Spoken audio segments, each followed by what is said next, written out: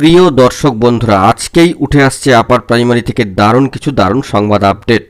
কার্যত মেধা তালিকাকে প্রকাশ কেন্দ্র করে মেধা তালিকা প্রকাশের ক্ষেত্রেই কমিশনের তৎপরতা কিন্তু কার্যত তুঙ্গে, এবং সেই সঙ্গে প্রার্থী সংখ্যাও কিন্তু চলে আসছে।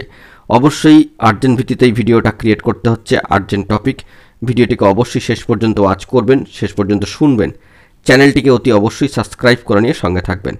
চলুন কথাবার্তা না বাড়িয়ে মূল টপিকে ফোকাস করে সম্পূর্ণ বিষয়টিকে জেনে নিই। বন্ধুরা, গতকালকে একটি ভিডিও দিয়ে আপনাদেরকে সর্বাপেক্ষা সবার প্রথমেই কিন্তু জানিয়েছিলাম যে কমিশনের তরফ থেকে ক্যাভিয়েট দাখিল সংক্রান্ত বিষয়ে সর্বোচ্চ ন্যায়ালয় সুপ্রিম কোর্টে ইতিমধ্যে কিন্তু স্টেপ নিয়ে নেওয়া হয়েছে। অর্থাৎ কমিশন কিন্তু নিয়োগের পক্ষে, নতুন কোনো মামলায় যাতে এই নিয়োগ আটকে না যায় সেই জন্য কমিশনের তৎপরতা, একেবারে সাজো রব সদর্থক উদ্যোগ।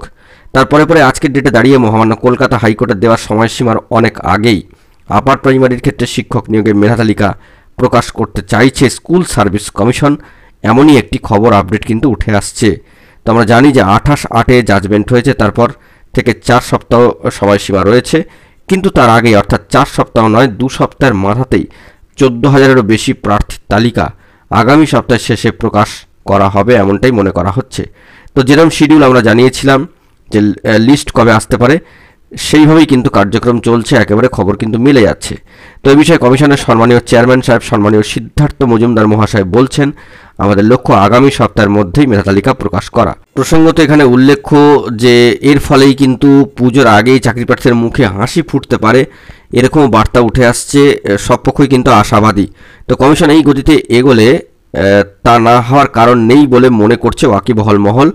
আপার প্রাইমারির যে ঘোষিত শূন্যপদ সেটি কার্যত 14,339টি সামাজিক গণমাধ্যমে উঠে আসছে, এবং তবে মোট প্রার্থী সংখ্যা এখানে আজকে ডেটে দাঁড়িয়ে যে খবরে সামাজিক গণমাধ্যমে উঠে এসেছে যে 14,042 জন, তবে আমরা জেনে এসেছি 14,052 জন, যেটি কোর্ট অর্ডারে কিন্তু লেখা রয়েছে। তবে যোগ্য প্রার্থীর সংখ্যা তার চেয়ে অনেকটাই কম। যাদের বিষয়ে কিছু ধোঁয়াশা ছিল, ওএমআর শিটে অস্বচ্ছতা ছিল, এই তালিকা থেকে তাদেরও বাদ দেওয়া হয়নি। ফলে অধিকাংশ চাকরি পেয়ে যাবেন বলেই মনে করছে ওয়াকিবহাল মহল। তবে বিষয়, মিডিয়াম এবং অন্যান্য সমস্যার কারণে কিছু প্রার্থী বাতিল হতে পারে বলেই জানা যাচ্ছে কমিশন সূত্রে। তবে এখনও পর্যন্ত অফিসিয়ালি নোটিফিকেশন আসেনি, এবং চূড়ান্ত তালিকা যেহেতু আসেনি, তাই এই ব্যাপারে কিন্তু একেবারে নিশ্চিত হয়ে কিছু বলা যাচ্ছে না। তো তার জন্য আরও কিছুটা সময় অপেক্ষা করতে হবে। কমিশনের এই যে তৎপরতা এবং মেধা তালিকা প্রকাশকে কেন্দ্র করে সময়ের আগেই এই যে উদ্যোগ এবং এই যে সাজো রব, তাকে কিন্তু অবশ্যই সাধুবাদ জানাতে হচ্ছে।